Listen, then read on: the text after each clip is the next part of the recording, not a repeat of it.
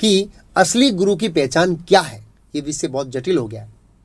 यहां पर मैंने असली गुरु ऐसा क्यों लिखा है, क्योंकि पहले हम घी को घी कहते थे, बाद में उसमें मिश्रण होने लगा तो घी को शुद्ध घी कहने लगे, शुद्ध घी में मिश्रण होने लगा तब 100% शुद्ध घी कहने लगे। उसी प्रकार ये कलयुग है, सच्चे झूठे का भेद करना पड़ता है, क्योंकि अभी गुरुओं का सुपर मार्केट चल रहा है। जिस प्रकार बिग बाजार में सभी प्रकार की आइटम मिलती है, उसी प्रकार सभी गुरु मंत्रों का बिग बाजार खोल के बैठ गए। अलग अलग मंत्र का अलग अलग भाव है। कौन सा मंत्र चाहिए आपको, जो चाहिए वो मंत्र मिलेगा। स्वाभाविक है कि ऐसे वातावरण में लोग उलझन में पड़ जाते हैं कि कौन सच्चा है और कौन झूठा है। बुद्धिशाली लोगों ने सोचा कंपनी खोलकर करोड़पति बनने से साधु बनकर करोड़पति बनना सरल है। कई बार हम देखते हैं कि कोई विख्यात साधु की मृत्यु होती है तो उसके पास काफी मात्रा में सोना या पैसा निकलता है। ऐसा हम कई बार पेपर में पढ़ते हैं, न्यूज आता है। वो किसका पैसा है? जनता का पैसा है, क्योंकि लोग गुरु बनाने के लिए बुद्धि का उपयोग नहीं करते हैं। लेकिन हम देखते हैं कि लोग सामान्य व्यवहार में होशियार होते हैं। जैसे सब्जी खरीदने जाते हैं तो चुन चुन के लाते हैं सब्जी, सोना खरीदने के लिए जाते हैं तो 10 बुजुर्गों से पूछते हैं। परंतु जब हम गुरु बनाने का समय आता है हमारे पास, तब आंख बंद करके बोलेंगे महाराज जी कंठी बांध दो, मंत्र दे दो। अरे भाई, सब्जी खराब निकली तो 1 सप्ताह खराब होगा, सोना खोटा निकला तो 10 साल खराब होंगे, 10 साल का पगार तनख्वाह जाएगी, डॉक्टर गलत निकला तो 1 जीवन बर्बाद होगा। परंतु अगर गुरु ढोंगी निकला तो करोड़ों जन्म आपके बर्बाद कर देंगे। लोग अपनी सामान्य बुद्धि का उपयोग नहीं करते, इसलिए गुरु उनको धोखा देते हैं। उदाहरण के तौर पर, अगर आप लोहे की दुकान पर जाकर सोना मांगेंगे तो दुकानदार समझ जाएगा कि इस व्यक्ति में बुद्धि नहीं है। यह लोहे की दुकान पर आया है लेकिन मांगता है सोना। इसलिए दुकानदार लोहे पर सोने का पानी चढ़ाकर आपको दे देगा। वो कहावत है ना कि जहां लोभी लोग होते हैं वहां दुधारे भूखे नहीं मरते। सामान्य लोगों की समझ में गुरु यानी टीवी पर उनके लेक्चर आते होने चाहिए, प्रख्यात विख्यात होना चाहिए, उसके बहुत सारे अनुयायी होने चाहिए, गाड़ी वाले होने चाहिए, अच्छे मनोरंजक होने चाहिए। परंतु ये गुरु की योग्यता नहीं है। अगर हम शास्त्र के आधार पर गुरु की जांच करेंगे तो ही सही गुरु को पहचान पाएंगे।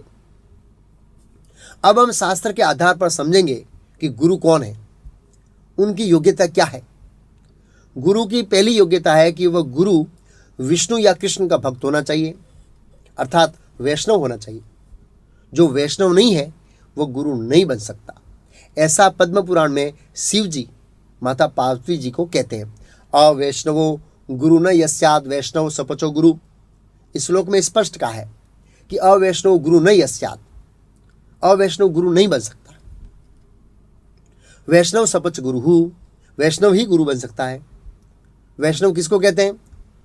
जो विष्णु या कृष्ण को सर्वोपरि मानकर शास्त्रों के अनुसार भक्ति करता है, उसको वैष्णव कहते हैं। तो गुरु यानी विष्णु या कृष्ण का भक्त होना चाहिए, देवी देवताओं का भक्त नहीं होना चाहिए गुरु। फिर गुरु शास्त्र का पालन करता होना चाहिए, अर्थात जो वो बोलता है उसका गुरु आचरण करते होना चाहिए। हम बड़े बड़े गुरुओं को टीवी पर देखते हैं, लेकिन हम उनका आचरण नहीं देखते हैं कि वो कितने बजे उठते हैं, क्या भजन साधन करते हैं, माला वाला करते हैं, पता नहीं क्या करते हैं, क्या भोजन करते हैं। ये सभी क्रियाएं शास्त्र के आधार पर है या नहीं है गुरु की, ये देखना बहुत महत्वपूर्ण है। गुरु के उपदेश जो है वो गुरु साधु शास्त्र के साथ तालमेल होना चाहिए, अर्थात वो जो तत्व ज्ञान कहता है उसका शास्त्र और पूर्ववर्ती आचारों के तत्व ज्ञान के साथ समानता होनी चाहिए। फिर एक गुरु का ज्ञान है प्रामाणिक संप्रदाय में से होना चाहिए। जिस प्रकार टीचर प्रमाणित कॉलेज से ज्ञान लेकर प्रमाणित टीचर बनता है, अर्थात टीचर पहले स्टूडेंट होता है, बाद में टीचर बनता है, उसी प्रकार गुरु को पहले शिष्य बनना चाहिए, बाद में गुरु बनना चाहिए। अर्थात गुरु 4 संप्रदाय में से एक संप्रदाय में होना चाहिए। इसको हम विस्तार से आगे समझते हैं। ये जो भगवत गीता है, इसको समझने के लिए हम प्रमाणिक कॉलेज में जाएंगे, प्रमाणिक कॉलेज से ज्ञान लेंगे, या अप्रमाणिक कॉलेज में जाएंगे या अप्रमाणिक कॉलेज में से ज्ञान लेंगे। स्वाभाविक है प्रमाणिक कॉलेज में से, तभी गीता का वास्तविक अर्थ पता लगेगा। किसी के मन में प्रश्न हो सकता है कि क्या भगवत गीता को समझने के लिए भगवान ने इस जगत में कोई कॉलेज बनाई है? हाँ, बनाई है ना। आप प्रश्न कर सकते हैं क्या शास्त्र प्रमाण है? हाँ, प्रमाण है ना।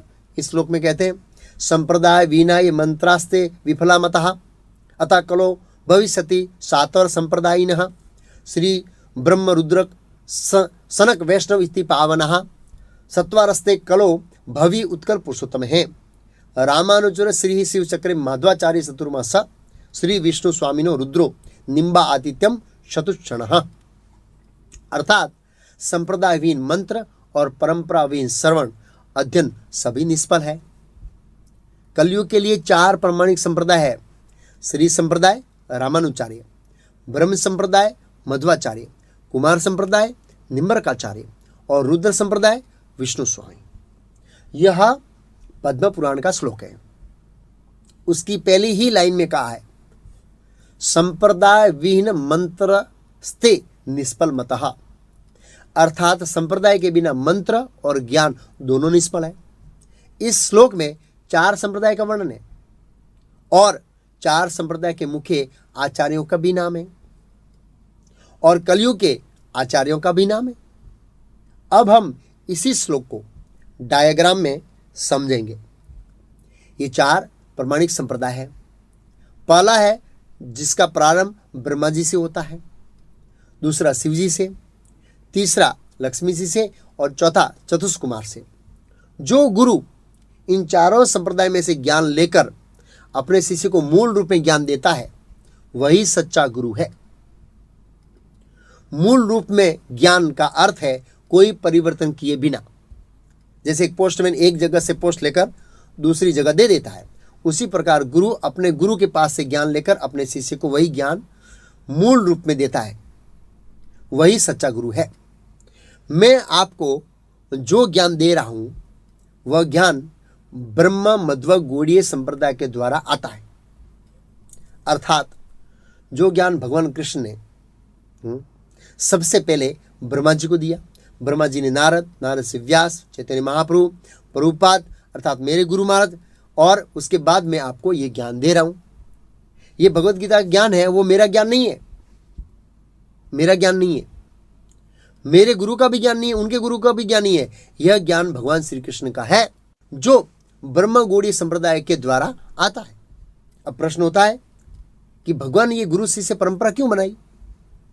उदाहरण के रूप में मैं अमेरिका की कोई कंपनी है जो लैपटॉप बनाती है, यह लैपटॉप भारत में खराब हो जाएगा तो उसे ठीक करने के लिए क्या हम अमेरिका जाएंगे? स्वाभाविक है अमेरिका नहीं जाएंगे, लेकिन कंपनी उसके लिए ट्रेनिंग चैनल बनाती है, चेन बनाती है जो हम तक पहुंचती है, तब हमारा लैपटॉप ठीक हो पाता है। उसी प्रकार भगवान तो वैकुंठ में रहते हैं, हम उनसे ज्ञान लेने के लिए वैकुंठ नहीं जा सकते हैं। इसलिए भगवान ने गुरु शिष्य परंपरा की कड़ी बनाई, कड़ी जो हम तक पहुंचती है। उसका वर्णन भगवद गीता में भी है। एवं परंपरा प्राप्तम इदम राजऋषियो विदुहु।